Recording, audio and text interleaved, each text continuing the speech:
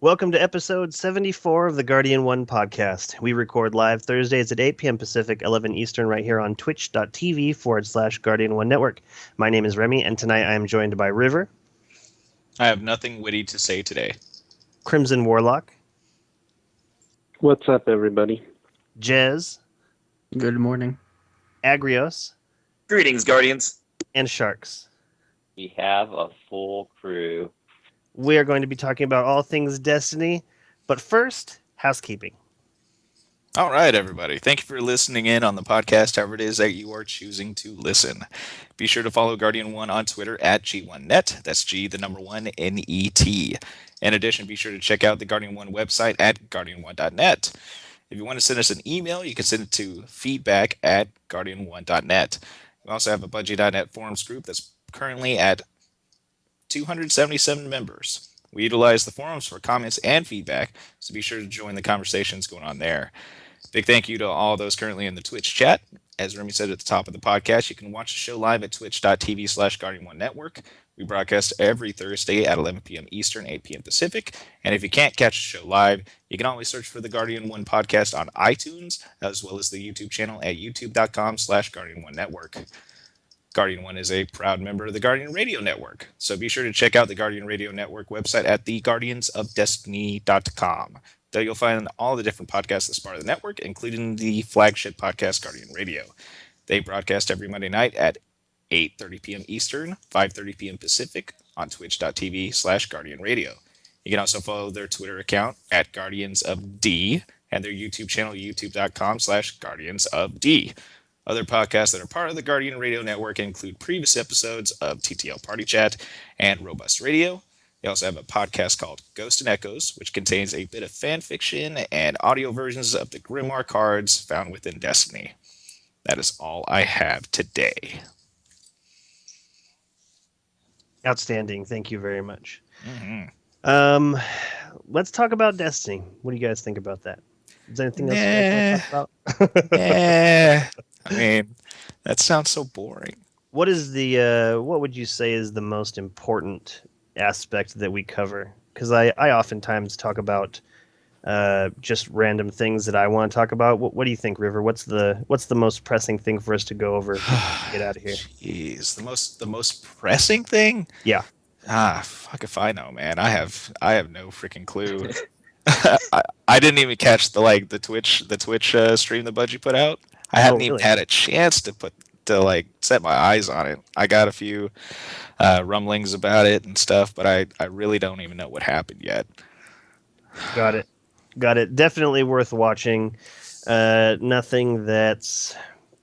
Well, maybe we should just start with that. Let's just start with the new Twitch thing, and you can get a nice idea of what it is that we think about it. I did ask the people in chat before the show, and let's see, load up picture. Rilo117 says, "I really liked the ride along, but felt it was very scripted and didn't really tackle some of the bigger things I'd preferred discussed. I think if a community member was involved like Pope Bear in the Cosmodrome ride along, it could have been better." And so I agree with this. It did feel a bit scripted, but I didn't feel like it was scripted in a negative way per se. Like they clearly had points that they wanted to get to as the thing moved along, which I feel is really important. It was when this show first started, I basically strangled it with talking points because I wanted to make sure that the show went smoothly and that we had a lot of stuff to talk about. But I agree, it did feel a bit scripted at points. And I think that having a community member there would be really cool, simply because it's outside eyes. You could tell that these people had been looking at this stuff and they'd been discussing this stuff for a long, long time, which is both good and bad, because I don't know. I feel like there's questions that I had that that they didn't have because they had all the answers. But when you add in a variable like that, like somebody from the outside, you're opening yourself up to a lot of scrutiny that doesn't necessarily need to be there, especially if you're not planning on it being there. Crimson Kind of like Warlock, Gethalion was there. Remember whenever Gethalion was there and all those hard questions he was asking? That was him, man, right? yeah, not only do I remember that, but that is like the pinnacle of what I want to see. Yeah, yeah. I'm because totally with you. I think that Deej is a cool guy. I've hung out with him a couple times and chatted with him, and he's a cool guy. And I have never seen him work that hard. Like that was, you see on Twitter people talking about, oh man, Crucible's sweaty this time around. That guy was sweaty having Gathalion in the deal because seriously, because he was so close to what he wanted to see, and because he had so many people relaying to him all the stuff that they wanted to see, he was able to just drop, basically what I considered Bombs. were ridiculous. Yeah, it was just devastation. Like, and I don't feel like anybody was mad at Gathalion for asking those questions, but at the same time, it's like, oh well, either A, we can't talk about that, or B, we can't talk about that right now. Yeah. So yeah, so having it all be people from inside Bungie is definitely one way, and having people from outside is definitely another. And so I see your point.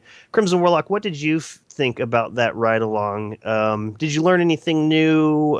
Do you think that they should have somebody from the outside on the inside doing these things? What's up? Yeah, I liked it a lot, and I do think that they needed another person to maybe be the one who was causing the questions, because it did kind of feel like the devs were kind of bouncing off each other. Oh, we're in this room. You're going to talk about this thing, and I'm going to talk about this thing. And it did feel really scripted. Whereas some of the other ride-alongs, it was like, hey, what's over here? And then tell me about this. And while we're here, this dev talked about that part of lore instead of, I guess, a little bit. This one was a little bit more of a too much of a guided tour, I felt. But, it's baby steps. This is definitely improvement over the type of communication we've had with Bungie in quite a long time. So, I'm willing to let them get their feet wet and get their feet underneath them. Uh, and hopefully this audio one that's coming up in the next week or so is really fun and exciting to listen to.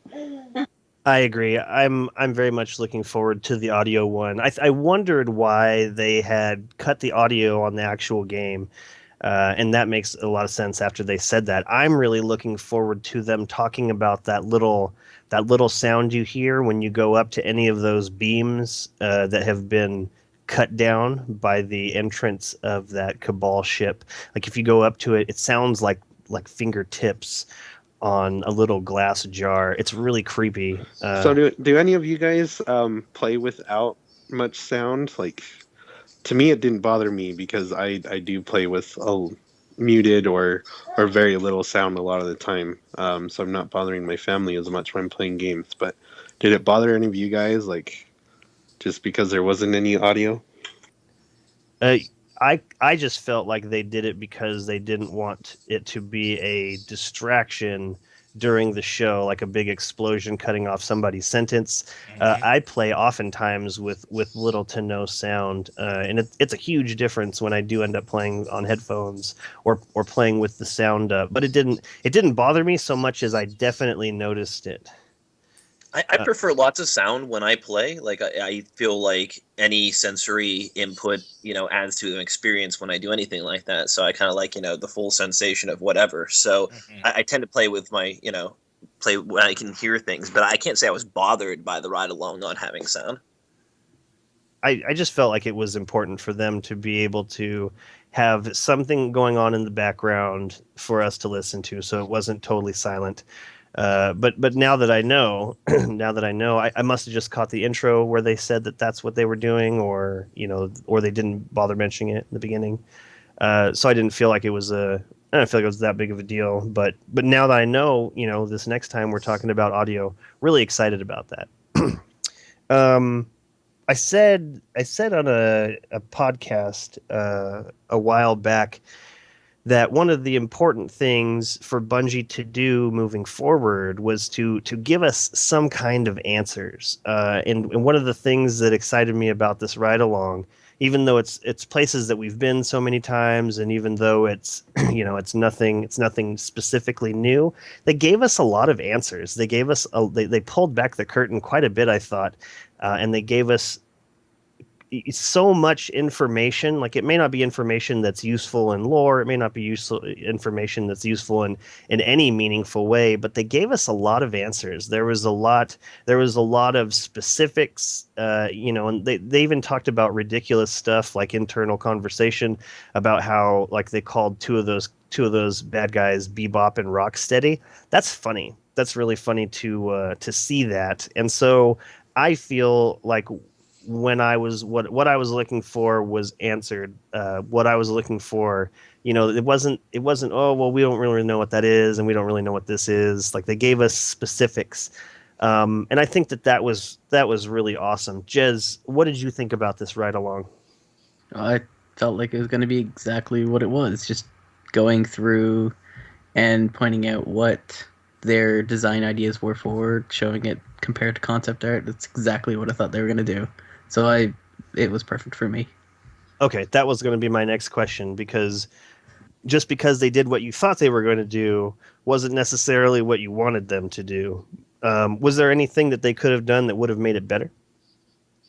Um, well, it did.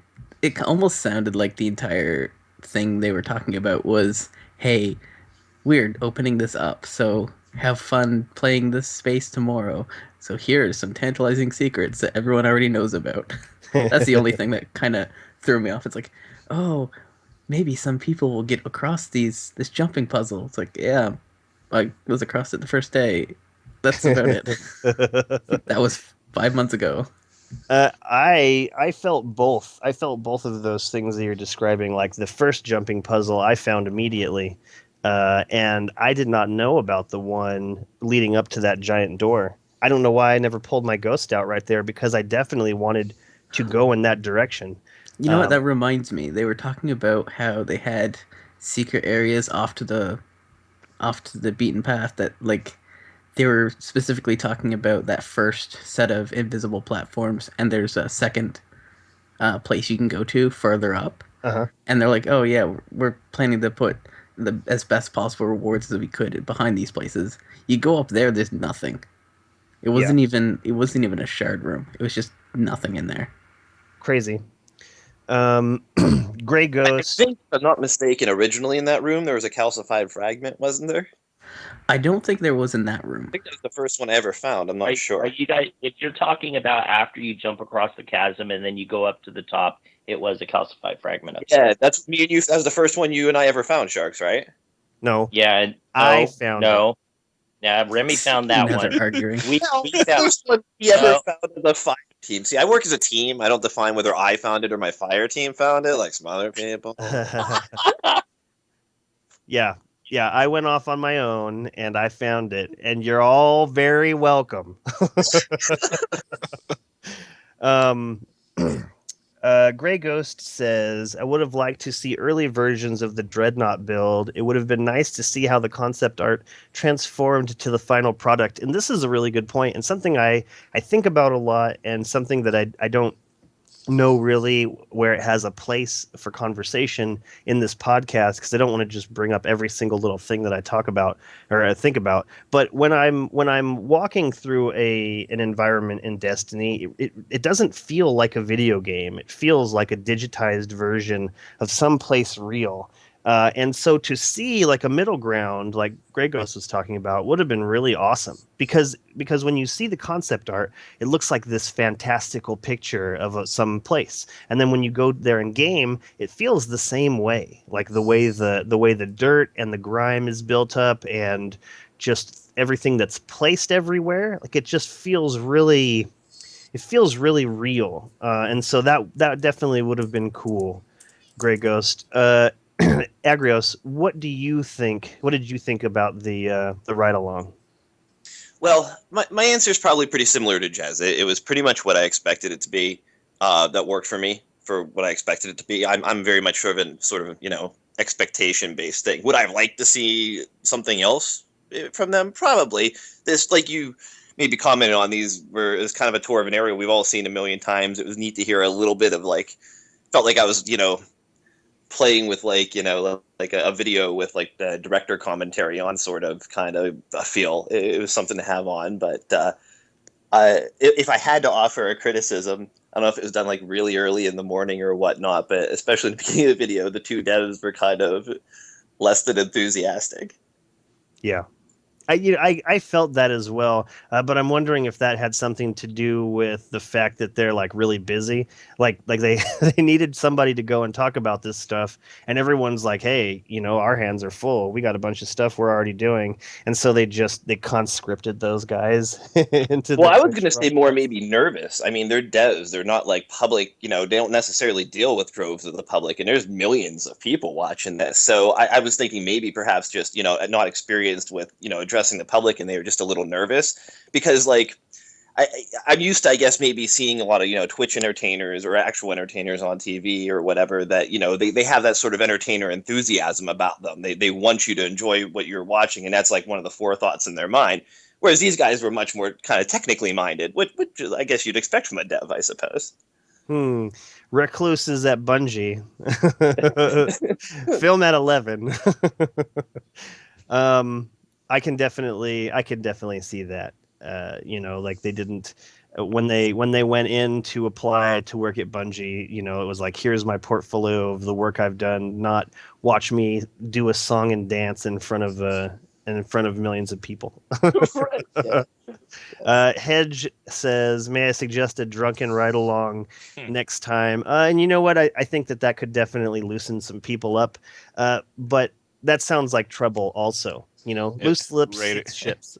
rated T for Rated T for teen. teen. T Yeah, for teen. I don't see that happening. Oh, I see what you're saying. I thought that you're saying that they might get a little Ah, inappropriate. I was thinking Uh, that one of them would be like, "Hey, guess what, everybody? The speaker's totally evil." but see, we have the kind of platform where we could actually have something like that. Like maybe we could invite a dev on and we could have a freaking drunken ride along. Let's go. Right? I'm in. That sounds like a yeah, lot of fun. I'm down. Okay, We could sharks. do a shot every time the dev won't answer a question we ask. Yes, it sounds so good. Yeah, I don't know. That sounds like self-sabotaging right there. I have a lot of questions. Oh crap, you're right. Bad idea now. Thanks, Kick Remy. a shot. Kick a shot. Not a shot. Kick it back. Sharks. I feel like you have a lot to say here, mostly because you've been really quiet up to this point. What did you think about the ride along? Okay, so I like a lot of us. I kind of expected it to be what it was. Low expectations, I think, on purpose, so that I don't think it's going to be something else. I'm The thing is like I don't know how much of you have been looking at what people have been putting online since it happened, and including in chat that day, people were going mental. They were like, this is a load of BS, and stop showing us crap that we've seen already, yada yada yada. And I truly believe that that's totally uncalled for. What Bungie, I mean, yes, what we saw was pretty weak, in comparison to what people wanted to see. But at the same time, first, it's their first ride along when they don't really have anything to talk about, so they're trying to come up with stuff to tell people. Secondly, it was a really really neat perspective as far as getting into a dev's head. Why did they build it this way? How they came up with the materials and everything else. I thought that was absolutely amazing. I actually wish that they had done more. In fact, I wouldn't have been surprised if they didn't just do the Taken King, if they had done, other parts that they have built, because we have lots of questions. Why on earth did they build that and put that in that space? It's that would be really neat to look at. But I think because people's expectations were something else for this, they're not looking at how cool we were actually, really seeing some really neat stuff. I mean, I saw artwork that I haven't seen before, and I'm constantly looking for dev artwork. This stuff that they've done, the sketches and all that. Um, as far as the way the devs actually were on during the stream, yeah, I agree with you guys. They were nervous. That's not their job. They're not out there supposed to be talking to people all the time. They're supposed to be on a computer building something. And I think it also didn't help having Deej in game with them, because that was supposed to be, he's going around with them and walking around, but Deej, I don't know. It seemed really. I mean, you could see they knew what they were doing. Deej has absolutely no idea what he's doing. Absolutely none at all. I mean, I love the guy, but he probably would have been better off being a commentator and just having three devs in there that had decided what they were going to do. Here, we'll go here. Or we're going to go to this spot. You're not going to get lost. But I mean, at one point, Deej was like, "Where are you guys going? Don't leave me behind." It's like, have you not That's a played the great game point, enough? Shark. Yeah, so I That's a great think idea. that probably didn't help matters as far as people complaining about it. But I really enjoyed it. I do wish there was more, but at the same time, it actually ran for a long time.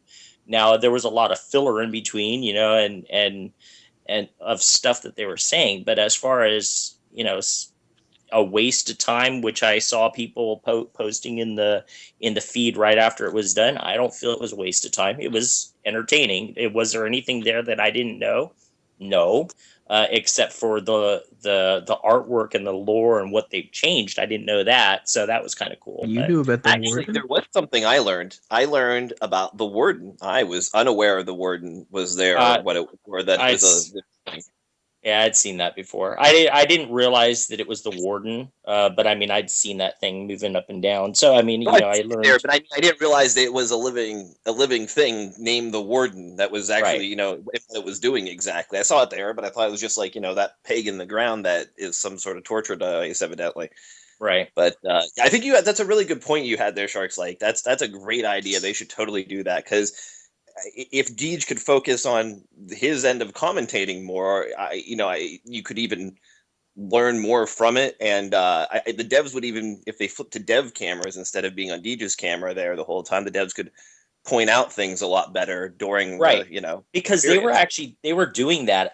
They would be like, "Oh, here we're going to go here and we're going to show you this," and they're looking at one section, and the only reason you knew that they were looking is because from Deej's view, you could see that the guy was even shooting at a spot, and then finally Deej turns and looks, and we all know that Deej can do commentation pretty well, because when they had that tournament, in-house tournament with everybody, they were talking and saying what's going on. I mean, it was pretty, he was pretty badass at that. But as far as doing it and walking around and maybe not knowing where he's going, that just kind of that kind of sucked. But I still think it was an interesting ride along for sure.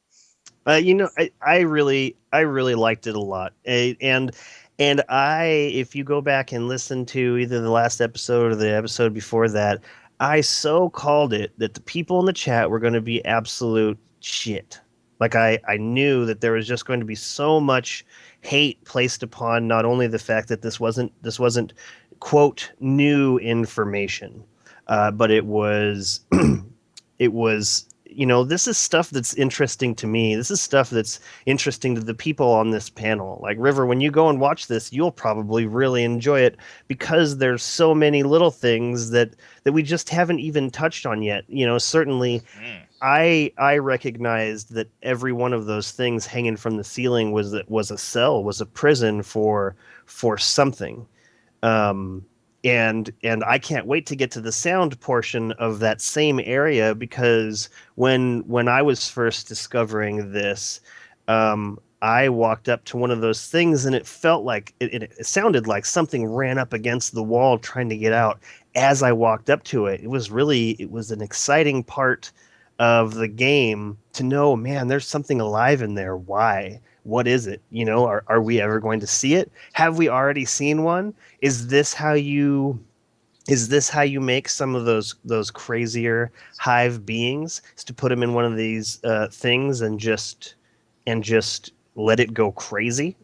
so I don't know. There was so much good going on there, and there was so much, like, I really enjoyed it.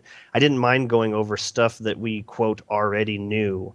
Would I like to hear more stuff? Absolutely. I'd like to hear what's going on next. I'd like to see what's going on. But as far as it was not worthless. It was not a waste of time.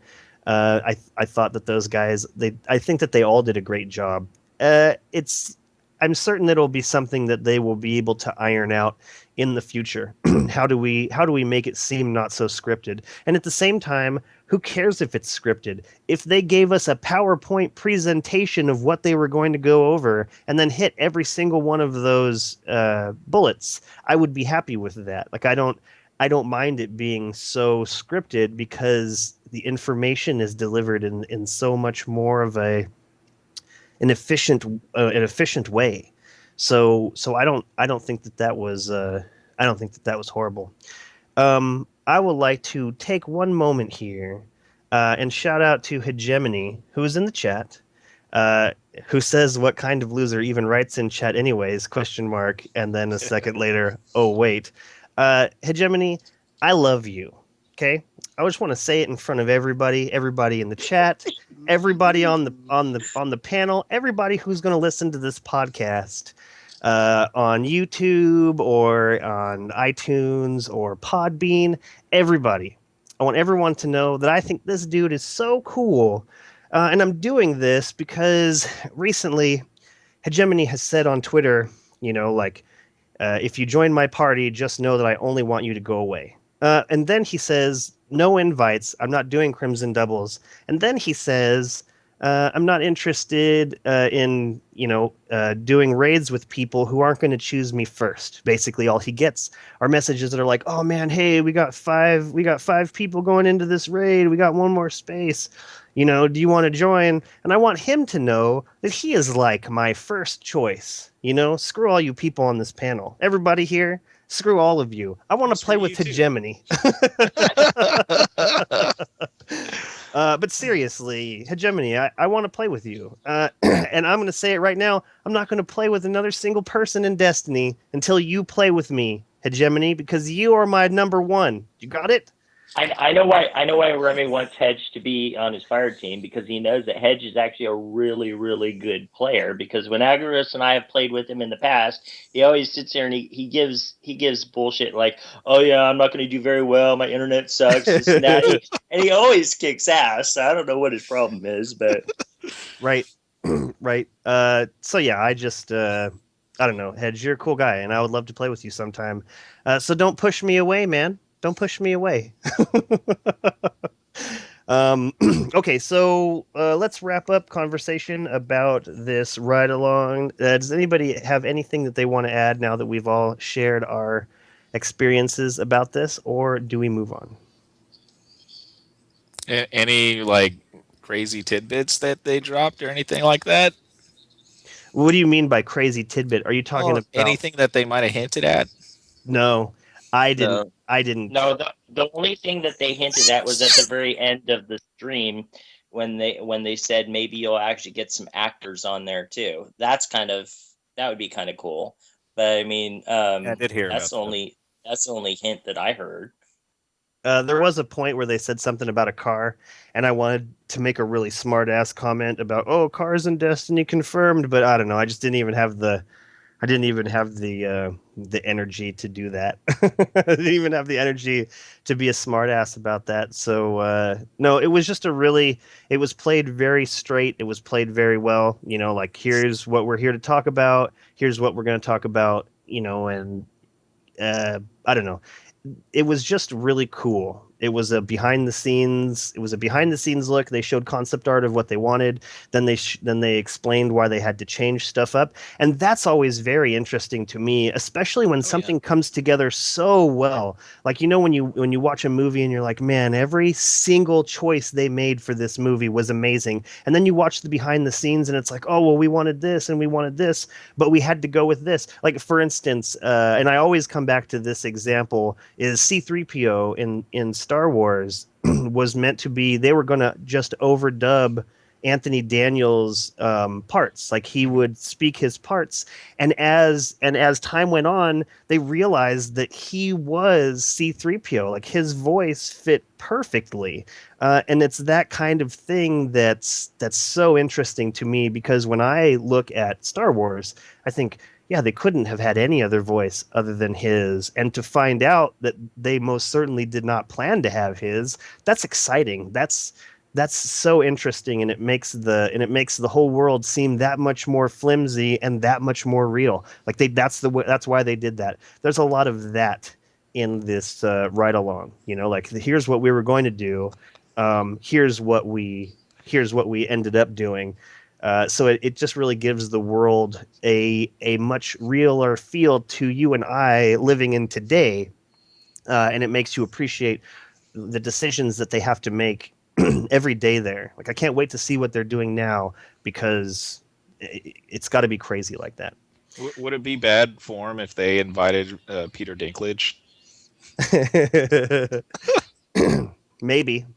Maybe. You know what's sad about that is I really miss his voice. Like Oh, the acting wasn't the greatest. Like I don't feel like he captured what he could have done, but just the sound of his voice I feel was really awesome.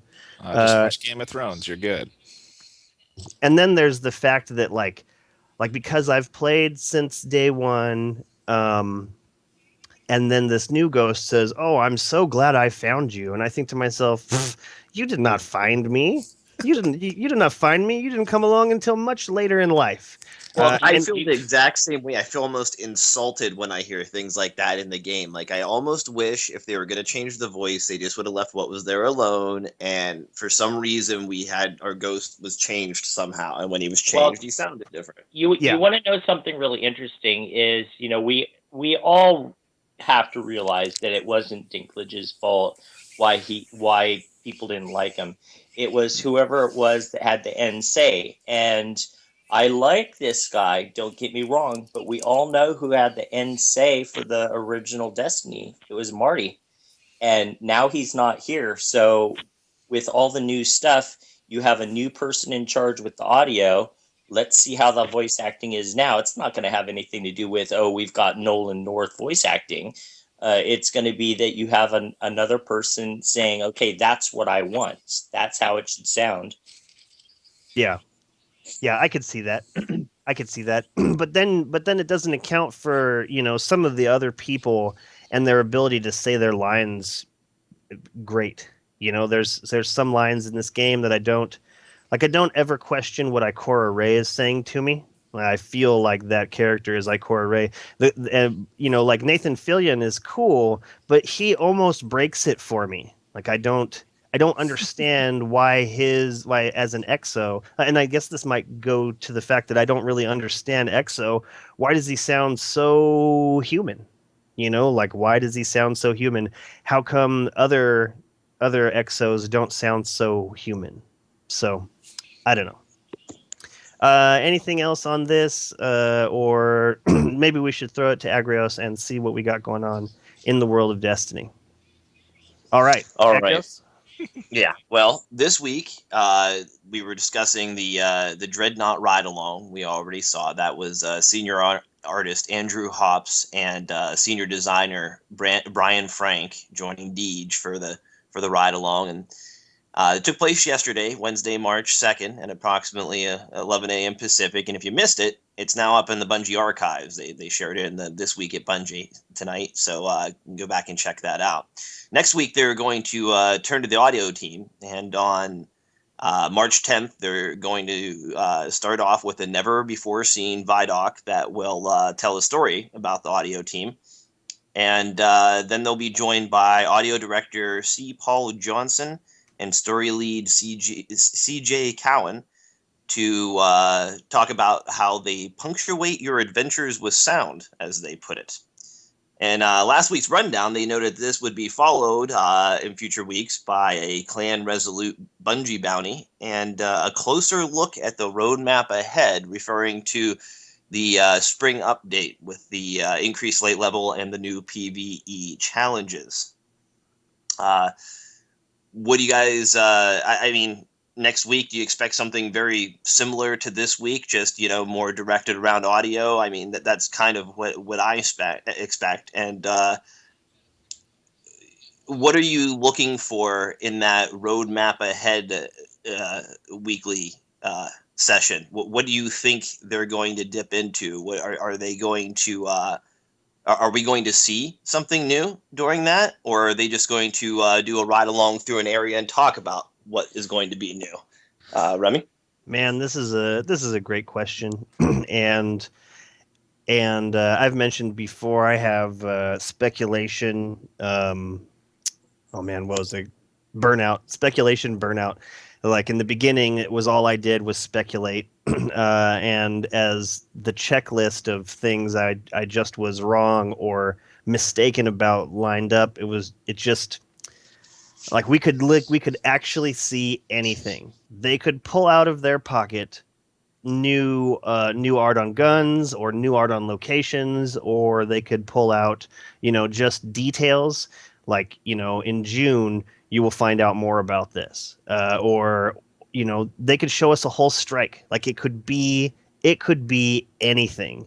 I am super excited about this Vidoc though. Like Oh yeah. the Vidocs are places where they've hidden before stuff right in front of us, Mhm. and that was where I cut my teeth on making videos, was going through and basically frame by frame, figuring out what it was they were trying to show us. And so I am super excited about that. I mean, it is about audio, but there has to be some kind of video to this. It's not a podcast.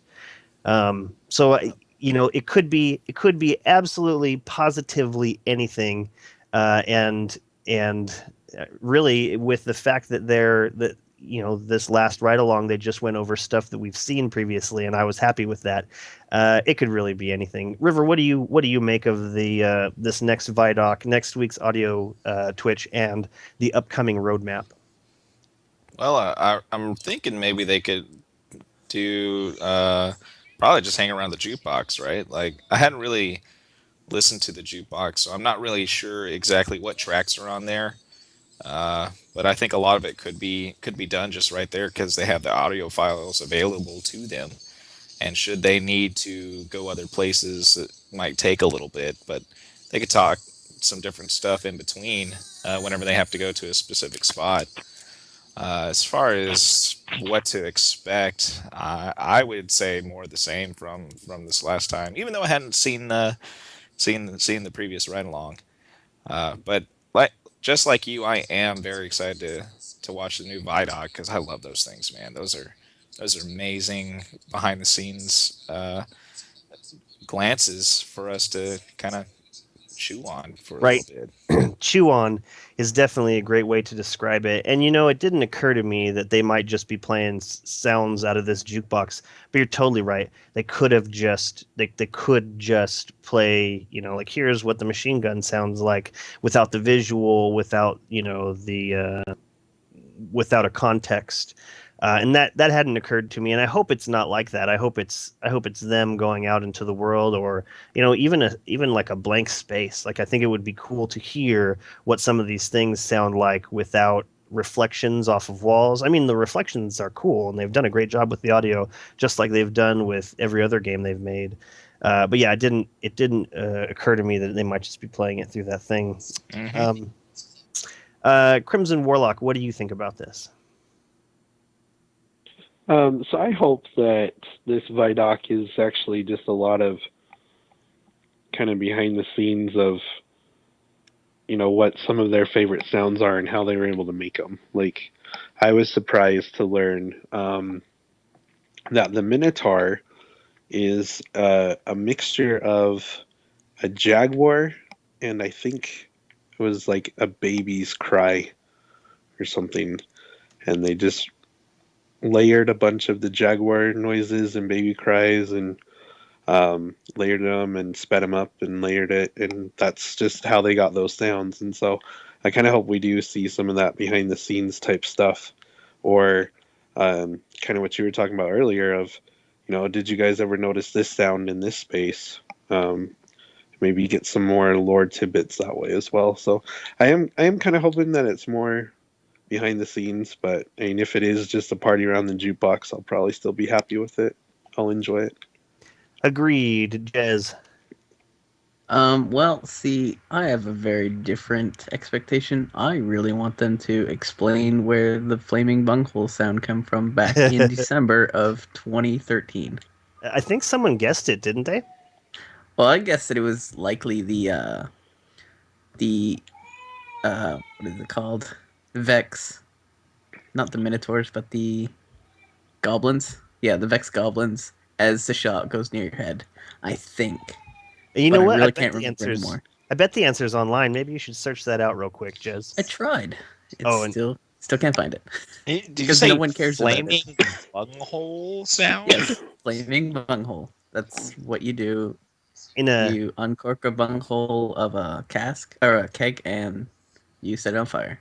so in a previous update, they gave us just an audio file and they said, guess where this comes from, or guess what this goes to. Uh, no, maybe it was where it comes from. Oh, maybe it was No, where it it goes to. says exactly. Oh, geez, one sec. I scrolled past it. Um, the most magical recording I've ever captured was his flaming bunghole. You see, he ages locally distilled white dog into whiskey. Part of that process includes charring the barrel's innards. Lighting inside of the cask from a hole in the top causes fumes to ignite and shoot fire out of the bunghole. A pressure vacuum results in the cask, which sucks air back in, and then immediately shoots out more flame. And then they sent the noise. And it's like, will we find that in the game? Or will you be able to find that in the game? Yes. Will you be able to find that in the game? This was from December 6th, 2013. Um, what do Well, I'm like you? listening to it right now, so I'm like, um, let's see. Agrios, what did you think of all this? I'm looking forward to the Vidoc. Like you said before, a lot of times they hide little tidbits in there, and they're usually very well put together. And I've liked all the Vidocs from before. I expect the part after that to be similar to something we had this week. Um, I'm wondering, how much longer it's going to be because the Vidoc's there, or if they're just going to cut the live portion, if you will, shorter.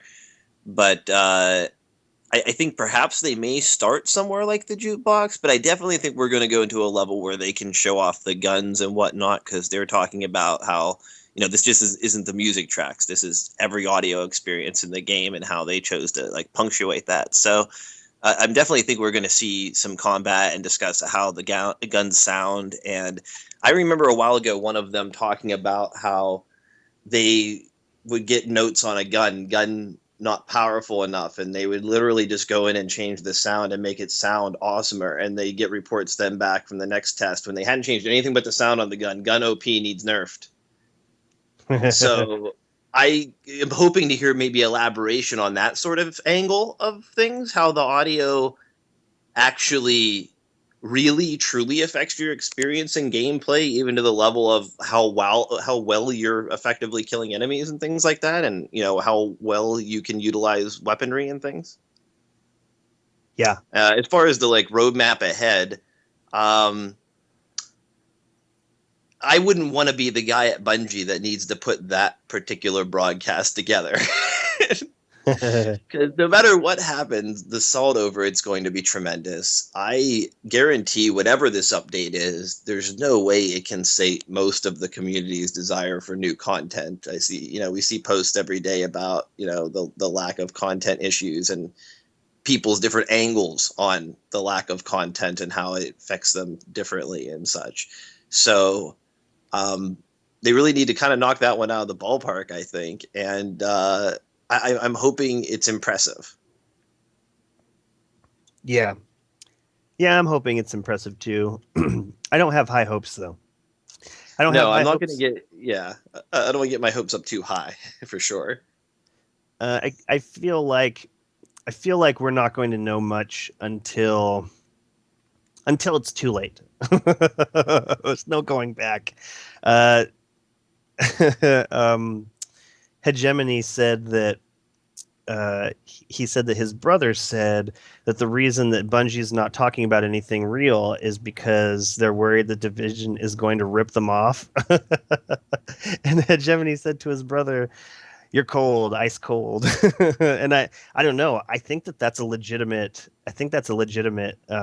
strategy, or at least a legitimate thing to think about, because if you're to look at the complaints from Destiny's fan base and the cheers from the people who are excited about the division, it's basically the division are giving the people what they want, and and Destiny has been unable to capitalize on that, either because they don't know what they're doing next specific enough at least to say anything about it, or because it's more difficult to not make the mistake in the first place. And it's funny, somebody tweeted out, it was like Fogoth, and it's funny to think about that. Fogoth said, "Oh, Destiny outlines, the year of DLC, and it's all greedy. It's all greedy. Division outlines a year of DLC, and it's like cheers and praise and hype. Uh, and so it's interesting to think about, Destiny's influence on that. Because Well, think about. Go ahead. when I think about DLC and how it works, and what the best way from a company's standpoint would be to do, is it makes sense, okay, to plan out DLC and not just do it last second. Like, so for instance, when you have Nathan Fillion in the booth, and you could just have him say the next 30 minutes of audio that his character will be, why not do it right that second, instead of, okay, well, we finished this game, now we're not putting any of this content on the disc, and it's not ready yet, we're not going to do it, and then you have to have him come in again instead of just tacking on another half hour. It makes sense to plan ahead. Here is what we're going to release as a core. Here is going to be this first DLC. Here is going to be this next DLC. Like it makes sense to plan all of this ahead, to at least some extent. I think Yeah, they but did I, have I it think planned and they I couldn't think keep that up with it. yeah, I think that's kind of unfair because you're saying, okay, this is how I look at it. The disc game that you're getting is like a movie, okay, and the DLC is the second movie. You wouldn't have an actor sit there and record for the second movie I know, but in this is not a movie. This is a totally different medium. Like, you can have him just record another half hour of audio, and Yeah, then but you can't though because the extra game stuff wasn't made. Look at how games are rushed. I mean, I remember when Bungie dropped Destiny, they said what was it? Right after the beta, they go, okay, well, we've done our beta. Now we've got to go in and do all these tweaks because we only have 6 weeks to drop it to you. They wouldn't have time to do a whole DLC also. I think people are putting too much expectations on how much these game companies can make prior to the release and how much they're willing to put into something, because say Destiny bombed. If Destiny bombed, they're not going to release all that other stuff, or Agriel. they're not going to have the money to do it. I think, well, first off, I'd like to say something a little bit about DLC in the games, because they see a lot of this with the Division. People talk about them holding DLC back for games. And I think you need to not look at DLC as night and day different from the base game. Because they're developing it, they're developing it in chunks. They're developing this level, you know what I mean? This subsection of stuff. And it just comes to a point where you have to draw a line in the sand, say this stuff's going to be done in time to ship, and this stuff's not. So this stuff's going to the DLC. It's all being developed at the same time simultaneously. It's not like they're two different things.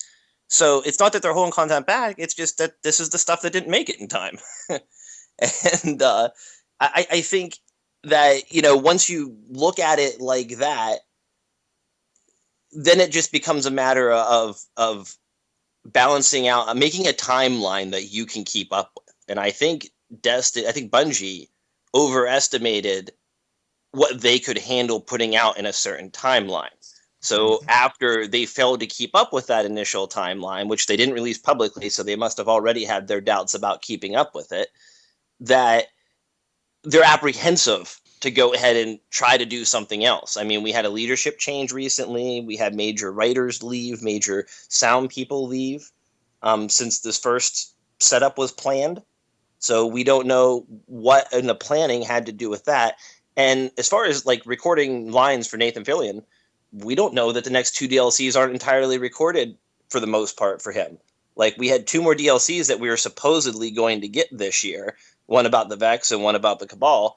For all we know, Nathan Fillion's lines were all recorded originally for everything they could for all that, and then have them come back for touch-ups for things that change. We don't really know. They could have all that archived. I feel like we're talking about the same thing. I feel like we're on the same side of this conversation because that's what I'm trying to say.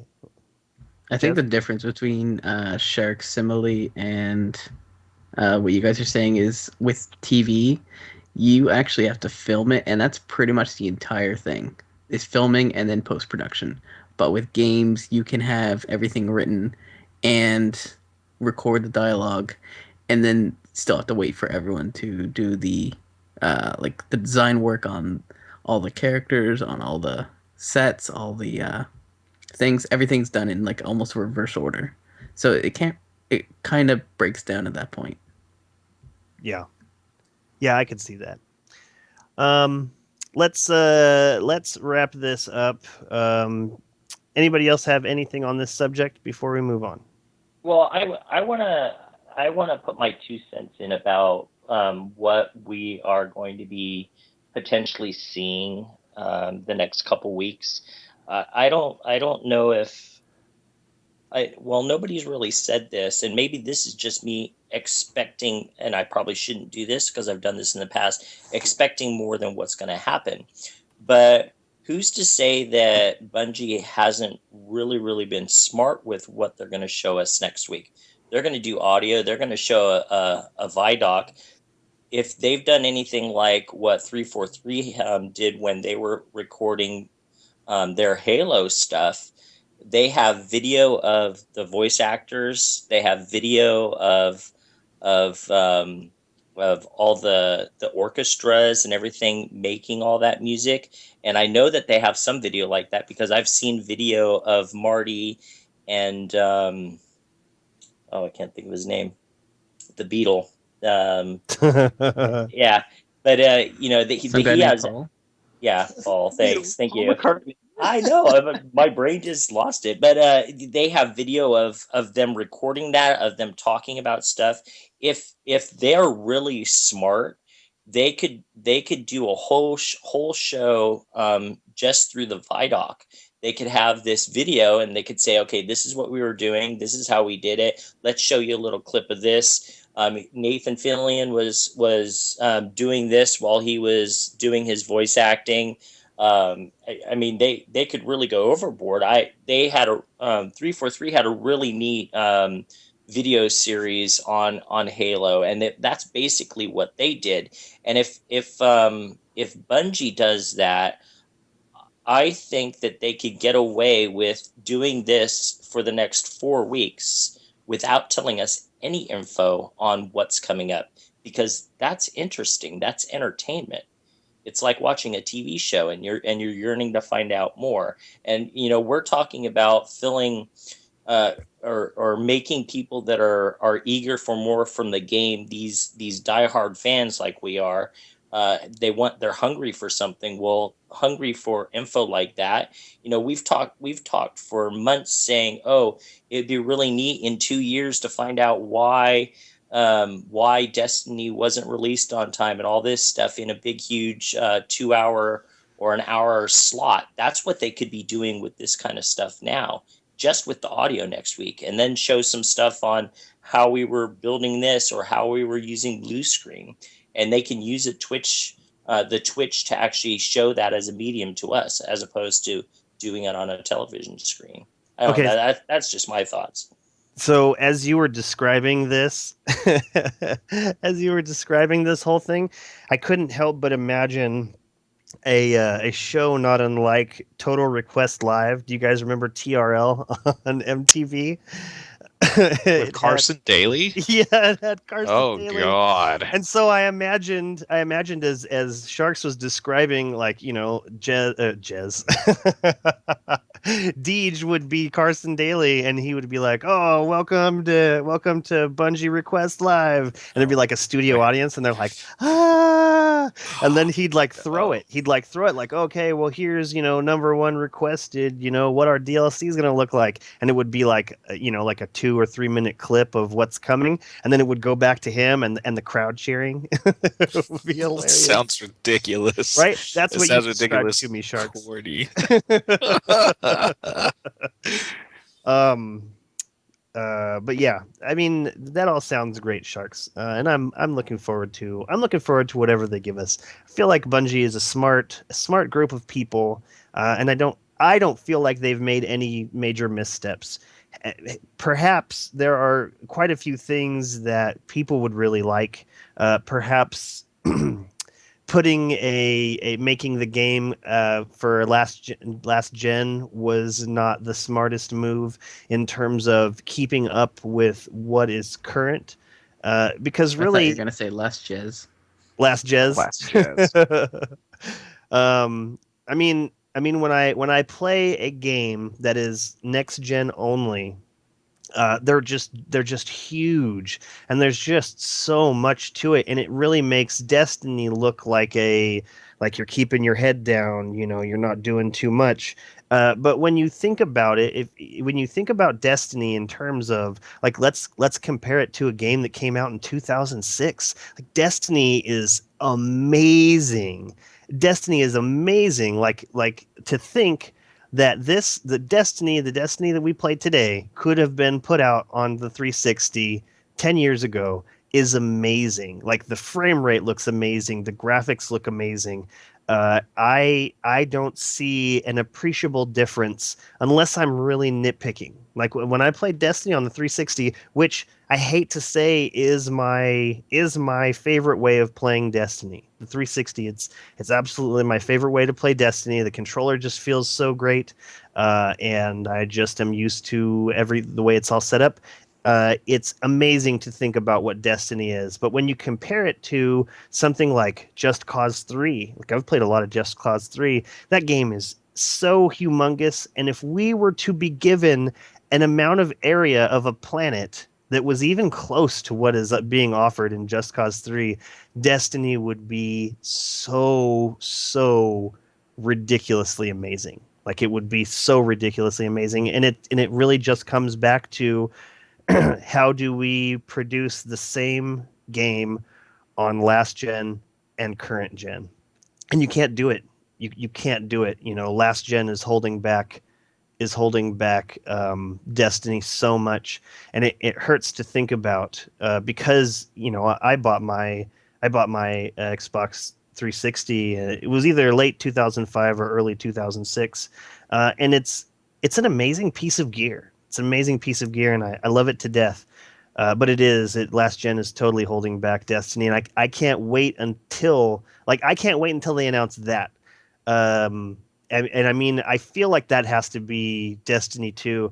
Agrios, is it going to be Destiny 2? I better be. Damn.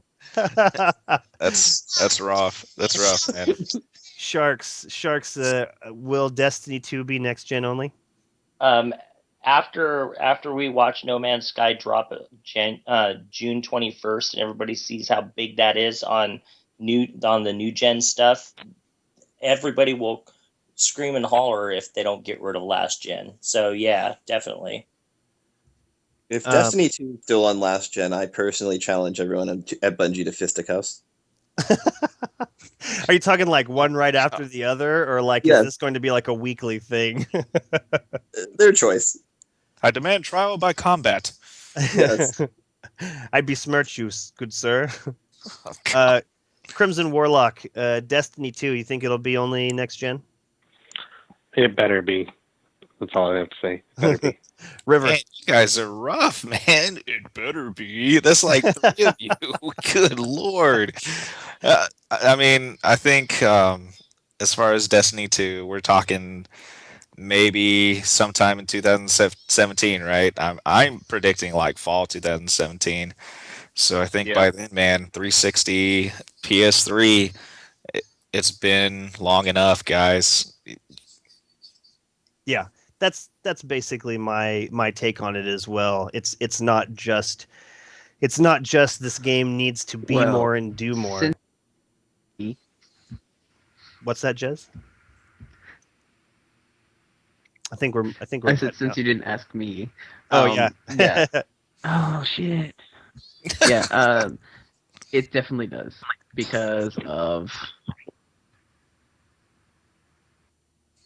Because of? Because like even COD was on last gen, and man, Jez is cutting out bad. What were Yeah, you I can't saying, hear his Jez? answer. Well, I was also gonna. Well, did we lose him? Yeah. I was gonna say like the 360 and the PS3. That's the longest console generation we've had thus far, right? Yeah, I really can't see it being feasible for them to continue the previous generation like that with as long as the lifespan was. I mean, it's pretty damn long. Some of these people who are going to be picking up Destiny might have been born around the time that these consoles came out. If it's going to be like that, you know what I'm saying? totally. Yeah, It's freaking absolutely. crazy to think about it that way. So let's move on from there. Let's have this next Destiny iteration come out with this current gen only, and sky's the limit from there, man. Well, technologically speaking, I mean, let's yeah, squeeze it. Let's squeeze the juice out of it, man. Let's freaking make it the best it can be. right. But I feel that because Destiny was so amazing on the 360, and it really is amazing on the 360. Like for them to do what they're doing on that 360, it means to me that when they go last gen only, like they're not going to have to squeeze it for a long time before they need to really try and make it work. I think Right, but I think it behooves them to give it a shot. I mean, that's how they work anyways. They try to do the best that they can with whatever they have, and it just takes some time for them to just squeeze every last drop that they can as time goes by. um, as randomly says more sales on last gen. If money is where it's at, it will be made for all. And I feel like that is part of the reason why last gen was included this time around. Oh yeah, Uh, Partly because the 360 has such a big user base. The PlayStation 3 has such a big user base. It would be stupid of them to leave those people out, especially when Bungie made it big on the Xbox. Like I'm really glad that they didn't turn their back on people who weren't going to just buy the next generation.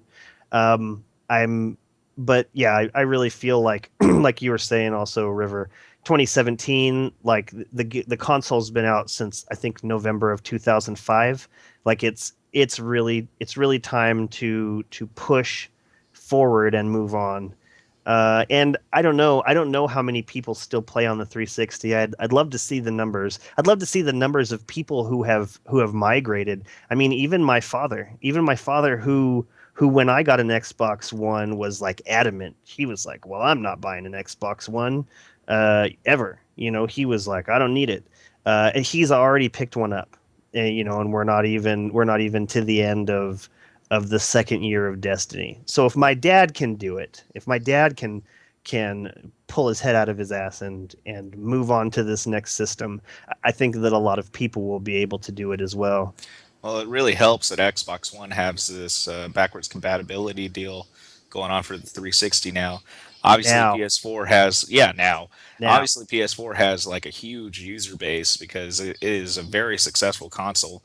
And I think the backwards compatibility is probably going to help increase some Xbox One sales as well. Because I haven't really turned on my 360 since I got mine.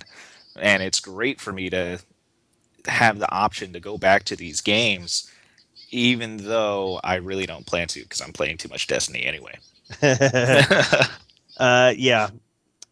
Oh man, I had something more to say about that. Punisher Z59 says upgraded basically for Destiny. Same. As randomly says, well, you have one 360 user here still.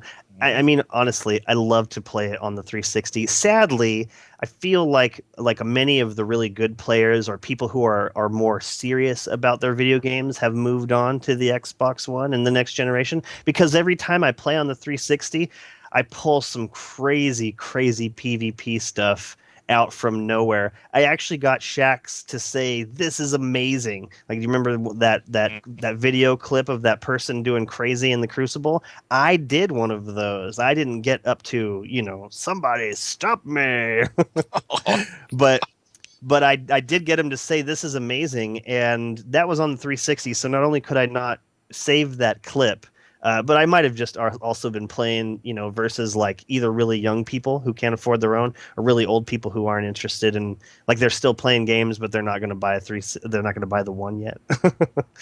um, okay, so let us. Oh man, we've just totally lost Jez. So there Oh, was a problem there. I yeah. really wanted to hear what he said too. Like, feel bad that I skipped him. Number one. So we're still on the Twitch stream, right? I know this conversation has been going on for a bit, but we're still on the Twitch stream part of the this week at Bungie, right? Yes. the Okay, thanks. I wanted to ask the panel, like, who would you want to see on a ride along? Is there a specific person? Because me personally, I would love to see Pete Parsons go on and have him speak to the community and kind of give like his vision for Bungie and how things would work behind the scenes. You know what I'm saying? Totally. Since he took the seat, man, he's in the big chair now. He took the freaking throne, and I just want to hear him talk to us directly and just kind of give us a what's he's thinking now that he's the CEO, now that he's in charge of the whole shebang. What is he wanting to do? What kind of culture changes is he going to make with the devs? I'm really interested to hear what he wants to say about that kind of stuff. Definitely. Definitely. You know what's crazy and maybe sad, maybe good, is the fact that I already thought that that was his job for some reason. I Really? already, yeah, yeah. I mean, when confronted with the facts that he wasn't, I thought to myself, "Oh man, I wonder why I thought this." And maybe it's because he is. I see him on Twitter. Like, he is vocal about some things. He I don't know why I thought that, but I thought that he was already in charge of this whole thing. You know, So it's funny because the way I remembered who was CEO, Harold Ryan, is because Harold Ryan is actually my first and my middle name. So it was really, yeah, it's really easy for me to try to remember that kind of stuff. And that's funny. by the way, don't ever call me Harold. I don't go by Harold. Man, I just wanted to say that Guardian One podcast breaking it live. Like, I didn't know what your real name was. I Oh, wasn't I going to know. ask you what your real name was. Hell, I figured your real name was River. Like I said, I got a lot of friends who just call me River, and like Lawn Boy. Lawn Boy calls me River, and my best friend Matt, he's called me River since junior high school, man. It's just this street name that I've had for the longest time. Like they don't even call Man, me Ryan anymore. They just call me River. Oh, man. so that's what they call you in real life too. I Yeah, see. that's it. That's exactly where that comes from. That's hilarious. Man. That's Well, thanks to Agrios, the postman's going to call me Sharks and my wife Guru Fu. That's what I would do. Like if I ever met you guys, that's how I'd be like, "Hey, sharks," and my wife would be there, and she'd be like, "Sharks." I'd be like, "Yeah, that's his name." right. I saw like an update somewhere where I think you had placed your real name, and I just kept trying to think that, could that be your real name? Because I've just always called you Sharks. I mean, who even calls themselves Sharks? Like I remember when I asked you what you wanted to be called, does Sharks work? You said yeah, and I thought like it's not even like singular. Your name isn't Shark. I It's know. Sharks plural. And that's just always what I've called you. That pisses me off too, like a plural of sharks. Yeah. Right? More than one. He's several of them strapped together in a bundle. They operate as a single autonomous unit. Right. Right. That's Oh, why he's so good jeez. in Crucible. um so yeah, so I would love to see I don't know, every single person that I've met that works there is just so cool. Like I'd really like to see Lars Bakken. Like he would be really great to have. Like he's a really interesting guy. Yeah. Um, Jason Sussman. I would love to see Jason Sussman. If I had to choose my favorite Bungie employee that I've ever shaken hands with and had a Destiny conversation with, it would have to be Jason Sussman. And I've met a lot of great people. Roxar, she's excellent. Um, Andrew Weldon, he's excellent. Really, they're all excellent. But honestly, Jason Sussman, like if you guys ever met him and had a conversation with Destiny, he's like paying attention. He's like taking notes about what you're saying, and it's like I don't know, I don't know. It's amazing. So I would love to have him on there. Um, what do you guys think? What do you guys think is the somebody you'd like to see there? Agrios. Um, yeah, I have to agree with River. That's a great selection.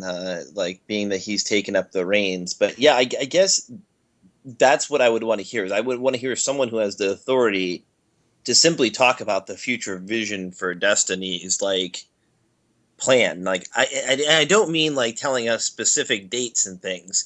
Be like more along the lines of this is what we would like to do. We would like to release a DLC of this size this often and stuff. Like what would they like to do? What is their target? Not so much this is set in stone what to expect, give us names and dates, but I would just like to hear from someone with authorization what is the plan for the future? What is the target for the future? Yeah, yeah, that would be really cool. Sharks plural. I'm the exact opposite. I would, because we're not going to get that, and even if they give us stuff for the future, we're not going to get what we want. I would rather see people that have made things, and why they made it and done stuff like that.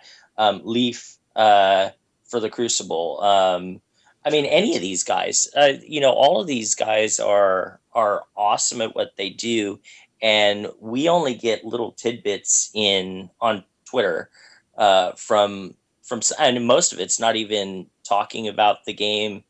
Every once in a while, they might say, "Oh, I made that map." I'd love to hear the insights on that stuff. That's what I'd like to see for ride-alongs, because I think if they fill the gap with stuff like that, it's gonna appease people. It might not appease everybody. I know that there's people that are just like, I could care less. I just want to know what's new. But I think showing what they've done and really doing a good job, I think that would be more entertaining. I can definitely see that, but I have to agree with the River. I mean, we're definitely going to see the people who know about what they created, but having somebody with like authority, if there was any one person who could just drop the information of when something was going to happen and have the least amount of negative repercussions, it's going to be Harold Ryan. Pete Like, Parsons. or yeah, Pete Parsons. I've updated my information too late, and now it's stuck. um, Jez, are you back? And who would you like to see? Jez is not back. Even like Daniel out. Not sure how well I'm back. Oh, Oh, there you are. it must be We the hear you now. cold. Yeah, it's delayed or something. Oh no! He's talking to us from the past. From the future. um, On what a on a shame. on a different note, Remy, why don't we have people like Daniel out, especially since they're in our chat a lot of the time on our podcast? That would be because we need to get permission through Deej. Like he is still the head of this thing. Like I've talked to quite a few people about being on the show, but until we can get him to agree for them to be on, you know what it is we're just not big shit enough. You know, like Not yet. we don't have 25,000 people having clicked that little heart button next to our Twitch chat. So so yeah, it's really up to them when they can be on. I like I said, I've talked to quite a few people who would like to be on, and it's just not in the cards yet. But give it time. Give it time. They can only say no until Destiny is cold and dead. That's right. Yes, we have several years yet. Right. Um, Crimson Warlock. What do you think? What do I think about Anything? who I want to see? Honestly, for me, I think it'd be fun to almost invite some of those devs who worked on parts of Destiny but aren't there anymore, and kind of talk about kind of their contributions, but how much they've enjoyed seeing the game grow since they've left. Like, honestly, to me, I think that'd be kind of fun. Um, but as for higher ups, like, I don't really care who's there as long as they're honest with us and they tell us what's going on and start communicating with us better. I agree. I spoke about Dave Mongan last week or the week before as a writer on Destiny, and he tweeted out at the release of Destiny because he was sent on his way or left prior to the release of Destiny, and he said that it was really exciting to see how much polish they had added since even just the alpha. It was like so it would be totally crazy to hear from someone like that. um, what was the name of the guy who helped do the weapons on Right. That's who I'm thinking of too, and I'm right? trying to remember. It's Josh. Josh He Hammock. Yes, Josh Yes. Hamrick. Oh, I would Uh, love to see him on a ride along or something like that, man. yeah, or even have him here. Like let's Where'd he go to work next? Bethesda. Did he? He did Oh, Fallout. yeah, that's right. He worked on the weapons for Fallout. Oh, and I heard you could tell. You guys played. I'm sure you guys played Fallout. I haven't. Too much Destiny. Love me Fallout. Fallout's awesome. That do you kind of get that vibe that Josh Hamrick friggin' worked on that too? I mean, I could see it, but the weapons in Fallout are so night and day compared to Destiny that Mhm. it's kind of difficult to make any of that sort of comparison. I mean, like Fallout really feels like there's like no aim assist or anything like that on the guns. So right. That was Um. that was really good, man. All right. Let's try Jez again. Did you have something to say from the past, Jez? Not sure. Oh. Hey, now you're in the present. Welcome back. No, I'm not really sure. Just someone, but anyone that's on there is gonna have pretty much the same limitations on what they can say. So Yeah. Yeah. This is true. This is true. We should get Jerome. We should get the security officer at Bungie. yes, Well, he probably knows about as much as he's allowed to tell us. I wonder Yeah, if he they're plays. yeah. Well, that's what I was gonna say. Like they're all players of Destiny too, right? You'd think so. You'd hope so. I would hope so. I mean, giving them their feedback, especially since they have somebody with an outside perspective so close, like right there next to them, basically just full of feedback, I'm sure. Right. I was thinking it would be really cool to have Jason Jones on one of these ride-alongs, but I realized, like, I was thinking about what it could be like to be the heart or the head of something like Destiny, like to be the person who is responsible for the overall direction and what this is going to be. I realize that he's too busy traveling 700 years in the future to find out what it is that's going on. Like that's why in that one Vidoc, he looks like he's been in Hawaii for the last 2 years. Like he's all tanned, super tanned, and relaxed. Jealous. He's traveling 700 years into the future to find out what happens to us. So this is all news to him as well. So he's too busy. I understand he's too busy. Oh, he's really Toland. He is really Toland. Tell them that I lived. Man, that's so good. Oh, that part's so good. All right, so why don't we move on? Anyone have anything else to go on here? We're looking at about 40 minutes from quitting time. Anyone else have anything on this or agrios? Moving on. Moving on. The next thing they address is the changes evolving in the matchmaking for Crucible. Senior designer Derek Carroll brings some news about their progress and how it'll change the way that we all play. First and foremost, that means that they're attempting to find matches with low latency. The second concern they have is to insulate players at each extreme of the skill curve from each other. They say that they do not prioritize skill over latency under any circumstances, and that the newest settings are more aggressive about keeping latency low than they've ever had in Destiny. Regardless of the playlist, they say that you'll now start to see high quality matches. Starting on Tuesday, March 8th, everyone who plays Destiny will download and install a hotfix 2.1.1.3, and it'll deliver the newest matchmaking settings to every playlist in the Crucible. The damage referee will also be applied across the board to help mitigate the effects that low-quality connections have on combat. They say that this doesn't set anything in stone, and in fact, it will even give them the ability to better deploy changes in the future.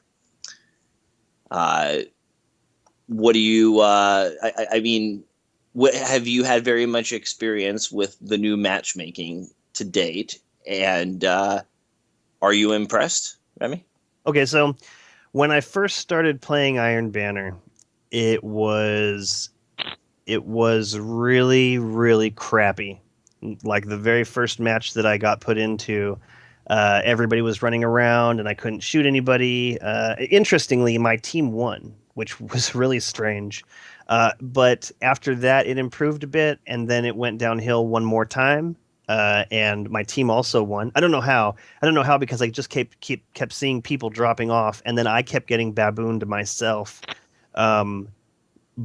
So at first I was like, well, this is crap. I don't know what is going on here. And it's really great to hear that they do not prioritize skill over latency in any manner. That's really important. And Now, that said, I mean, I think it's worth saying here before we get into the big discussion, that doesn't stop me from going out and matchmaking with Fuzzle in Germany and Hegemony and Jaded, and now we got people on all points of the planet all playing in the same fire team. It's going to cause some latency issues with a peer-to-peer connected network, regardless of what they want to do on their end. We're forcing the matchmaking to have latency issues. totally, except for the leader, right? So maybe what the best thing to do is pick whoever is in between everyone, so that the latency is all moving the same amount. But Well, I that's don't. just between your team. It's still you still like say, okay, it doesn't matter who's the leader. Say I'm the leader here in the United States, and it pairs me up with all people from the southwestern United States. They still are going to be playing Hegemony on one side of the planet, and they're going to be playing Jaded in another point, and they're going to be playing, another person at another point in the planet, which is going to cause latency. If we make Jaded the leader, then people local to him are going to be playing me here in Florida. Yeah, You know, this being said, this is actually what I was going to bring up, is that um, this Iron Banner was better as far as lag overall, but there was still lag. There was still horrible lag, and most of the time when you noticed that there was lag, it was when there were fire teams, because of this exact issue. You have people playing from all over the place, and once they're in your fire team, that's going to affect everybody. It doesn't matter who's the leader or not. yeah. Mm, I'd have to disagree, because whenever you're a couple things, whenever you're trying to do sweaty matches or skirms, basically, the way to do that is pick the two like people who are geographically closer from each six-man team and try to have them queue together, right? Right. Right. So But the that problem is still, if I have someone from Australia on my team, someone from New Zealand on my team, and someone from England on my team, there's going to be, and I'm the leader, there's going to be latency between their connection and right, me getting me the right. information. But with Remy's suggestion from earlier, picking the person who is most central between all members of your group, because you have to connect to each other first. That connection has to be Oop. established between your team first Yeah, before but you that go that's match. not how it works though, because for instance, when Agrios, Jaden, and I play, no, when Agrios and I play, we have pretty much no issues most of the time. We add Jaded into the mix, who's in the UK, and Agrios is still leader. It sucks. In And I'm fact, most central to the yeah, issue, what they do a lot of the time is they'll kick it over to me, all the way on the West Coast, so I'm furthest away from Jaded. And sometimes it fixes it, and sometimes it doesn't. But it doesn't matter who's closest or not. It's just if somebody's got bad connection, and you're in that fire team, it's going to affect the whole fire team, and it's going to affect the whole match for the other team. Right. I'm not saying it's not going to affect it, but I'm saying you have a better chance if you do the geographically central located leader first and then try to see what'll come to you, because it's still going to try to calculate your connection, everybody's connection through the leader, uh, from what I would understand as an IT. Uh, true. but I mean, who really knows? Because we don't really know. But Well, a it peer-to-peer would make connection more means it's sense if everybody's it's sending that their way. data to the leader, and the leader's sending their data over. Mhm. So it would be really dependent on the leader. Hopefully, the leader has freaking Google Fiber going on their end, and they can handle the freaking stress, the network Yeah, stress that's probably going to Well, be the going problem through is though, their there's shit. latency getting to you. Like just them getting their signal to you is latency, and then you have to transmit your signal to them. Now, here's the problem you run into though. Now, I'm fire team leader with Jaded and Sharks in my fire team, and then we have um, another fire team made up of the same people in the same geographical locations. So now Jaded's in this game playing on my fire team, and someone else in England or wherever, somewhere else far away like that, is in the other fire team. If they shoot each other, the signal goes from their PlayStation to my PlayStation, from my PlayStation to the other leader's PlayStation, the other leader's PlayStation back to their PlayStation. And it has to go halfway around the world twice during that transaction, and that's one bullet. Yeah. yeah. Well, and not only that, I mean, we're getting into the technicality of this. The fact of the matter is that I was playing Iron Banner by myself.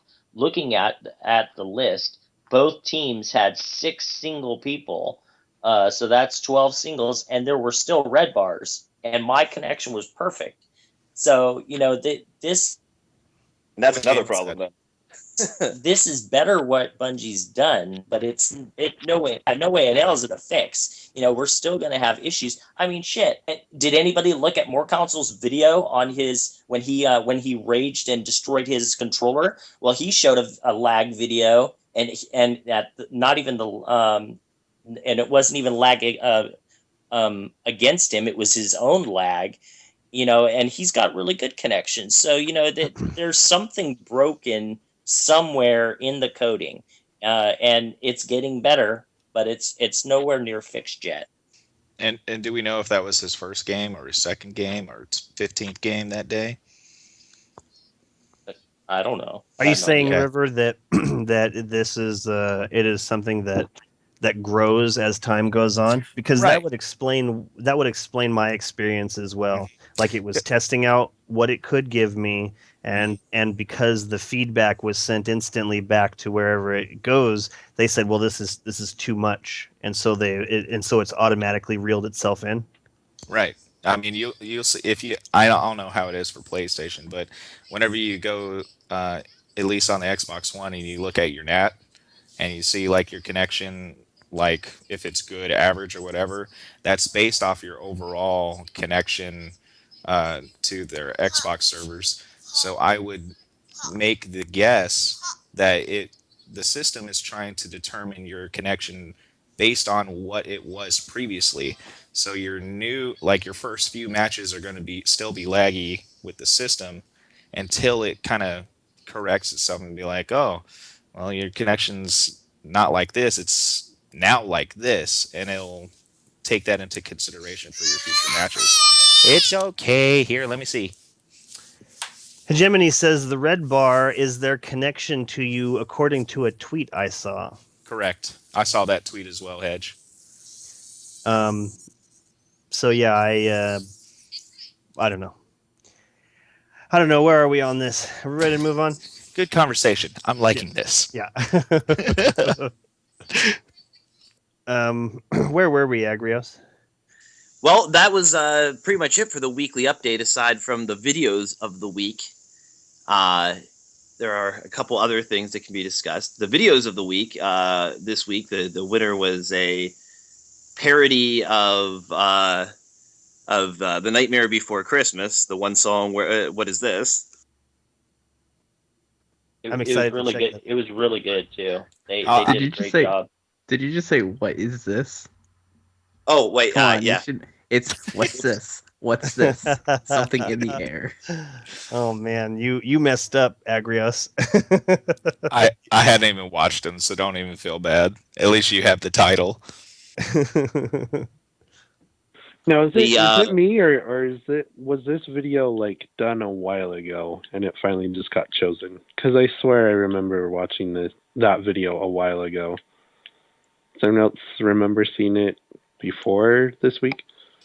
I would hope that it's like a previous entry, because you don't want to slave on a video, put it on up, and then not get chosen for that week and be like, oh man, well that was a lot for nothing. I mean, Right. I put it out the wrong week. Yeah, I put out the wrong week. Exactly. I would be happy that Cosmo would go through and look at previous stuff.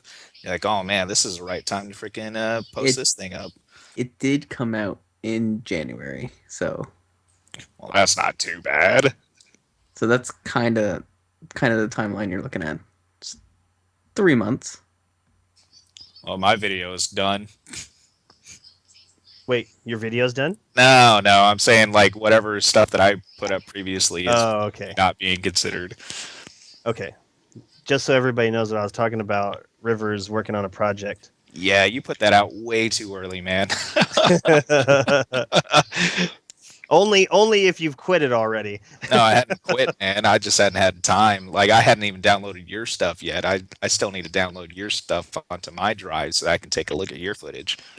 Man, you know what? You know why you've swamped yourself. Man, as soon as you told Sharks that he should just put everything he had up there, I was like, that's it. Rip River's hard drive. No, because I mean, I'll go through a lot of stuff and I'll pick out what I find very interesting. So it's definitely good for me to have too much rather than too little. Man, you're going to come back and you're going to have notes for all of us. You're going to be like, man, I had to watch every single one of your matches, and you need to quit going left. You need to start going right. Okay, going left That's a isn't lot working. of hours of watching me run around. I hope he doesn't do that. I'll be right back. I got a phone call. 1 second. All right.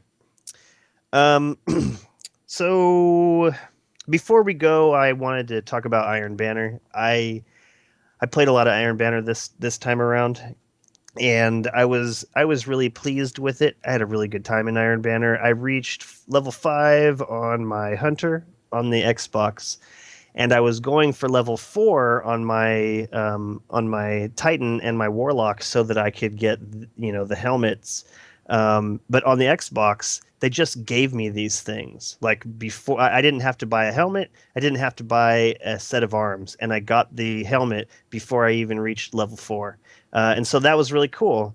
Also, I was dropped a sniper on both systems, and I did end up having to purchase the rocket launcher. But to be honest, I wanted to buy that rocket launcher because the tripod plus tracking is a really sweet rocket. It's a really sweet legendary rocket. Really happy with that. On the PlayStation, I got to level 5 on my Hunter and my Titan, and I still did not get arms or the helmet on my Titan. And like I didn't have enough marks unless I used one of my like I like to keep unused Iron Banner the weekly ones around for the next time it shows up in case I can't play so much.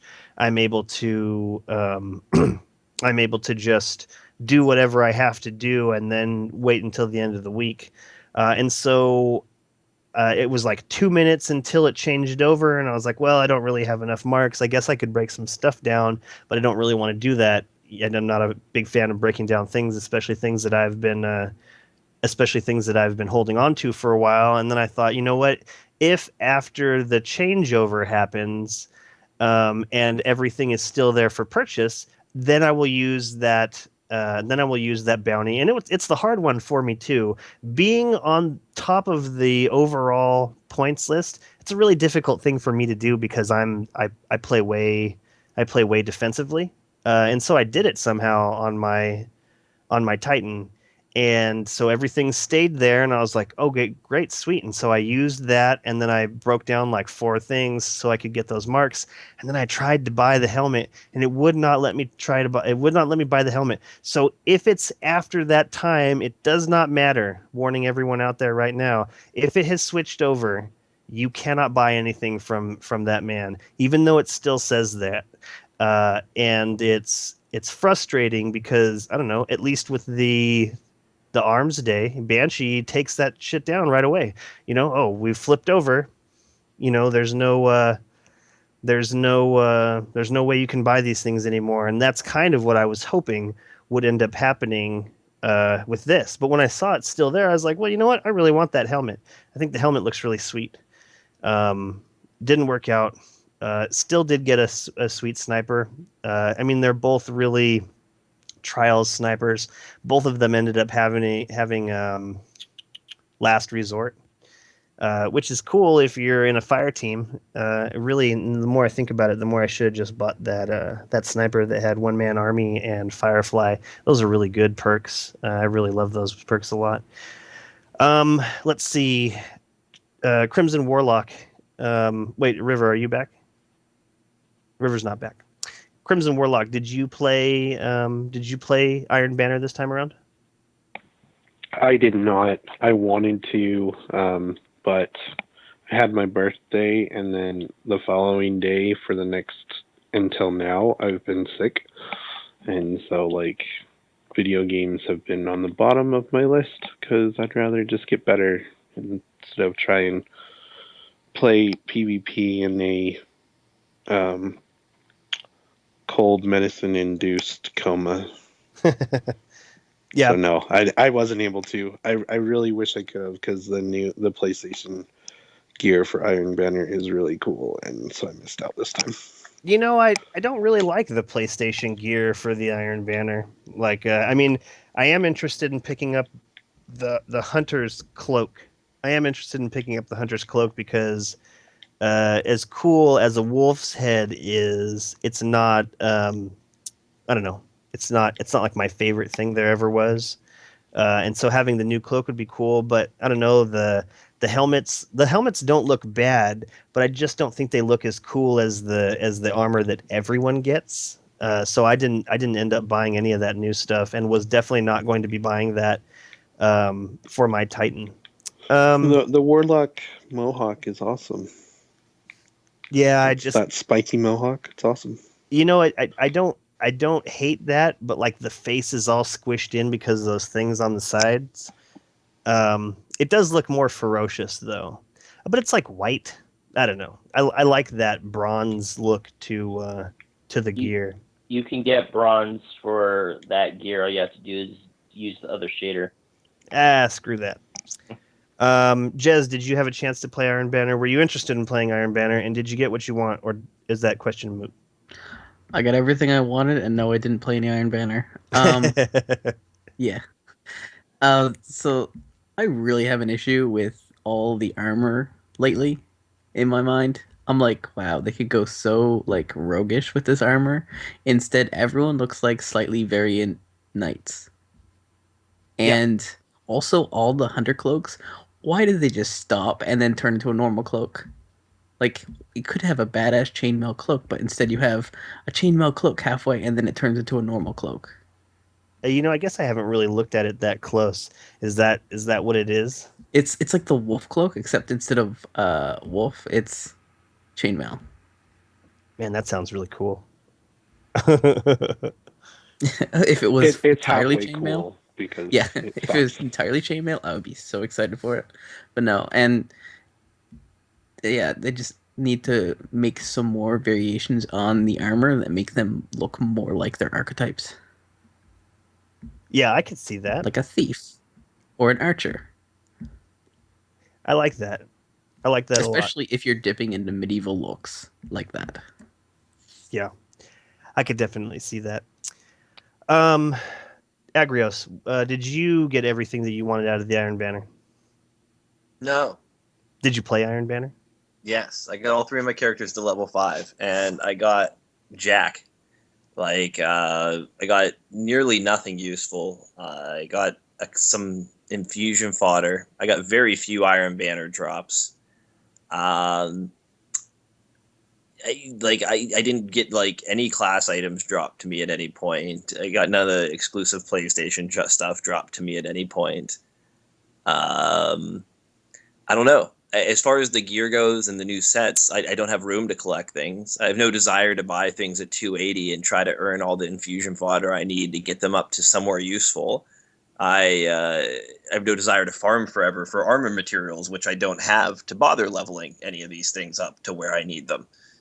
Uh, would I have liked better rewards and liked neat things and liked things that I could change to have different pieces of armor without having to grind forever and spend a ton of materials to just change from a pair of gauntlets to a different pair of gauntlets that's going to end up giving me slightly more intellect or look slightly different? No, I definitely don't want to put that effort in, especially with an update coming that's going to just totally negate all that work, especially since I don't really need a higher light level to do almost anything in the game except for Oryx Challenge mode at the moment.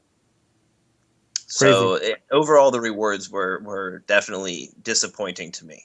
I had a lot of fun playing the Iron Banner with Sharks, and I enjoyed my time there. Aside from lag issues, but it wasn't anything I didn't expect, so to speak.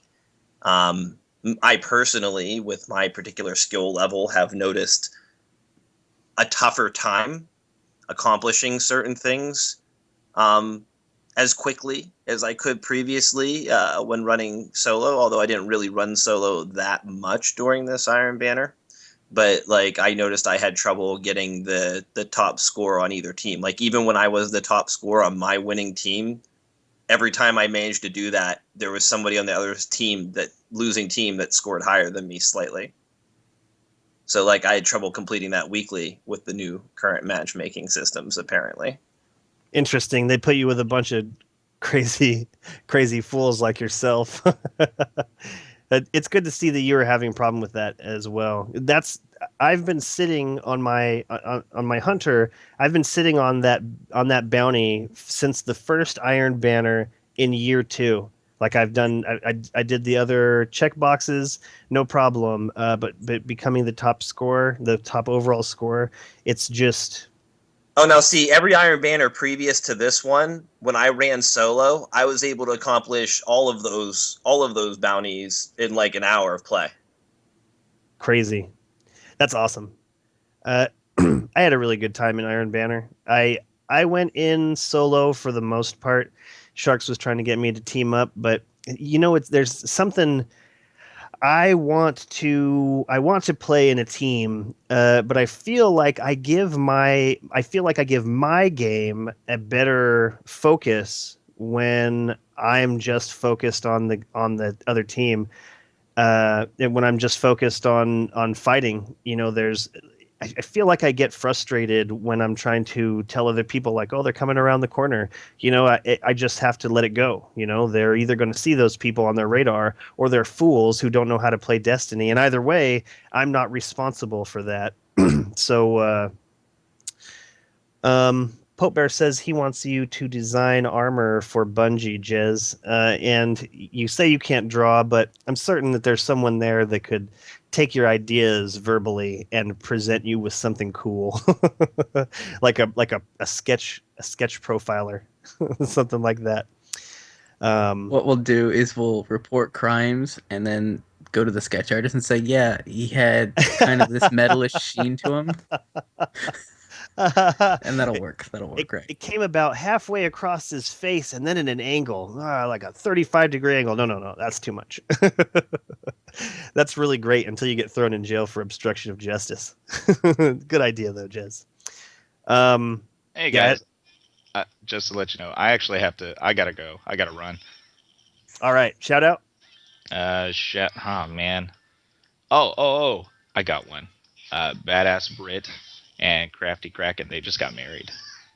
Oh, Oh, yes. congratulations. Did you guys see Congratulations. that? Yeah. Oh, it was awesome. They put like a little picture out and stuff. And I think Badass Brit was wearing Destiny socks. She was. That's So, what she says. oh man, it was cool. So congratulations to those two. Congratulations to them. All right, River. Have a good one. Yep. You guys take care. Later. Okay, Sharks. Did you play Iron Banner? And what did Uh, you get? Did you get everything you were looking for? okay, so I played 7 out of 7 days, but I did take a break during one of the days. I did a raid. If anybody looked at my tweet, they saw that I got everything that I needed and everything that everybody else needed. So RNG was really really good to me. As far as did I get everything I wanted? No. With all of those drops, I already had a God roll sniper.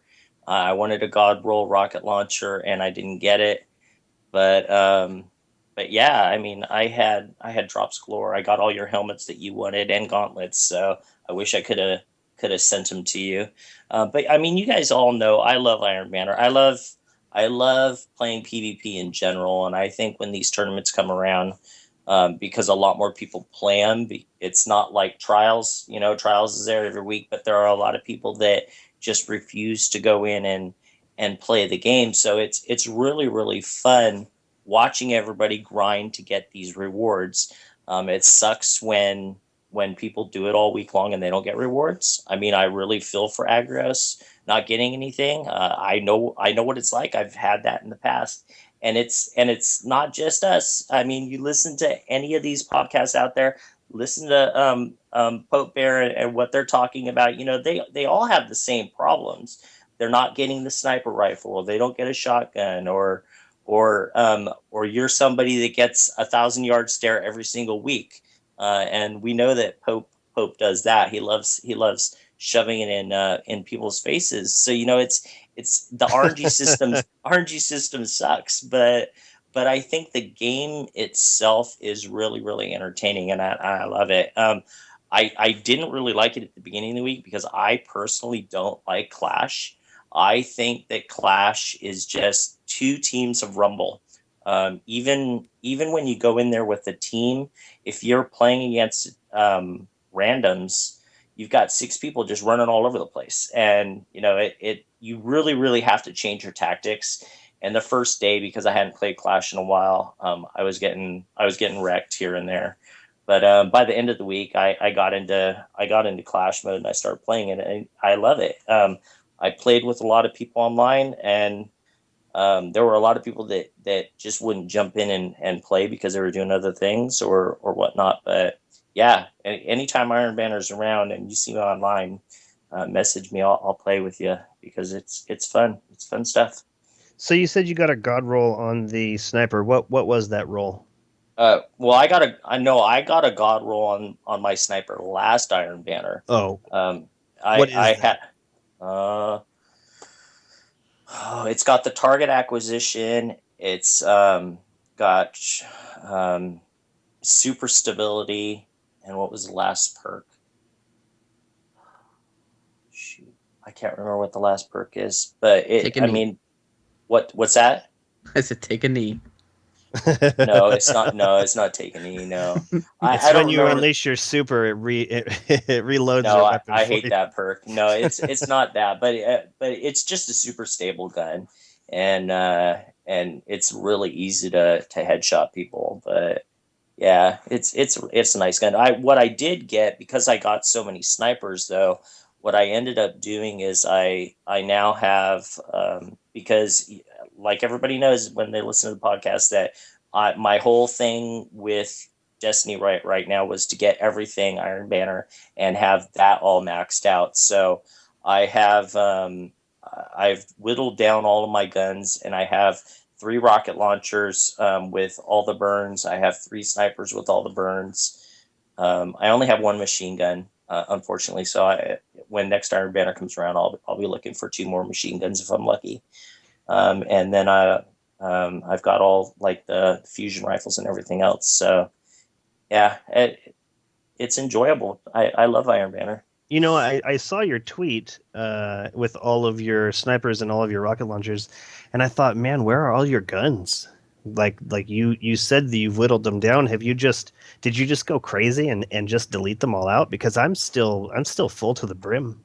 Um, well, right now my vault is just holding infusion for certain things. Like Pope said in the chat, salt for 1,000 yard stare. I actually have a God rolls 1,000 yard stare too. I just haven't infused it yet because I've decided that it's kind of pointless to have all these different guns. The meta changes all the time, and I'm totally against playing meta. I don't wear exotics in the Crucible. I don't use exotic guns in the Crucible.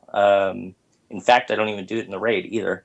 I think that's what's giving me more challenge and more fun going in there and just having like set Iron Banner stuff, and then it gives me so much room in my vault because like you guys were talking about gun that the gunsmith was dropping this week or last week, and I mean I haven't taken anything from the gunsmith for I don't know how long, but I don't have to worry about that because it's like yeah, it may be a better gun. Like right now, multi tool is awesome in Crucible, but I just don't want to play that game. So because I don't want to play that game, it gives me more room in the vault. But at the same time, my vault's super full anyways. I have practically every exotic 310 sitting in my vault, and I'm not going to delete a 310, so it's sitting there and it's filling up as it is anyways. But yeah, I've pretty much deleted all my crap. I've got very very few things that I have for collectibles left at all. Got it. Alrighty. So I would say that about wraps it up. Agrios, did you have anything else that you wanted to say, or anything else we needed to go over? Well, it's kind of pertinent to this discussion. Hey Fitzy had a post on Reddit about his experience with the Iron Banner drops, and he recorded the results of 300 games, and he didn't get, for instance, the Iron Banner or the PlayStation gauntlets for himself even once. And the results are fairly grim. I linked you an image of the end results.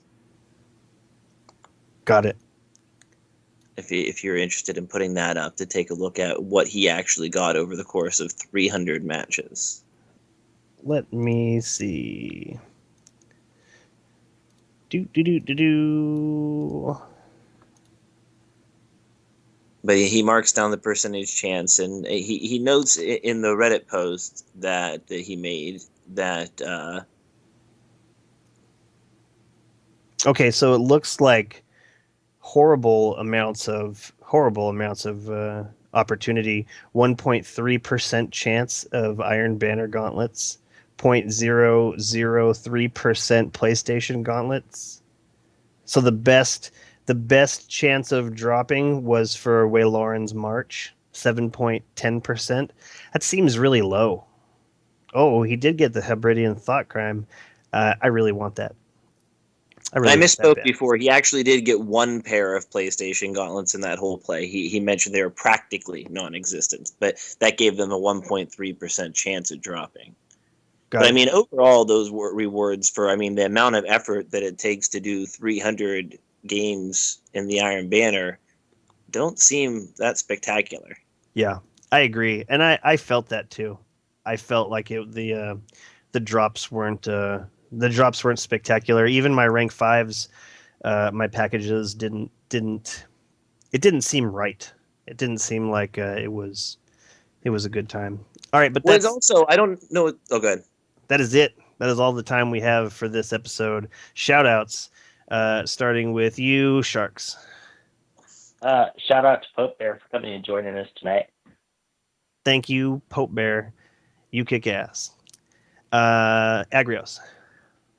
I want to shout out. There's a someone who compiled tons of information for the Destiny of the Game subreddit who passed away. Redditor Crayash.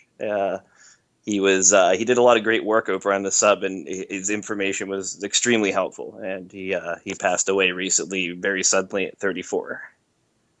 That is very sad. May he have gone to a better place. Jez. Shout out to Pope Bear for believing in me. Yeah, that's pretty awesome. That's pretty awesome. And you know what? It's not completely unfounded. You're a pretty awesome guy, Jez. Crimson Warlock. So I'm shouting out to my new mic system because now everyone can actually hear me. I'm glad I thought of a solution that hopefully is working for everybody. That's better. No, but I'll give an actual shout out to Deej and the devs who were on this week. You know, thanks for doing that. It's great, and hopefully we'll see a lot more fun stuff in the future that everyone likes. Excellent. Excellent. Excellent. My shout out is to Hegemony. I love you, man. You kick ass. Don't think that you are the last person people want to pick, or that you're just some fill-in. People think you're awesome because you're legitimately awesome. You are a cool guy, and I need to play some Destiny with you. I'm not gonna play Destiny with anybody else until I play Destiny with you, because that's the way I am. And that wraps up episode 74. I would like to thank everyone listening for tuning in. I hope you enjoyed the show. If you have any questions or suggestions for topics to be discussed on the show, please leave them in the comments below or send them to feedback@guardian1.net, and we will see you next week.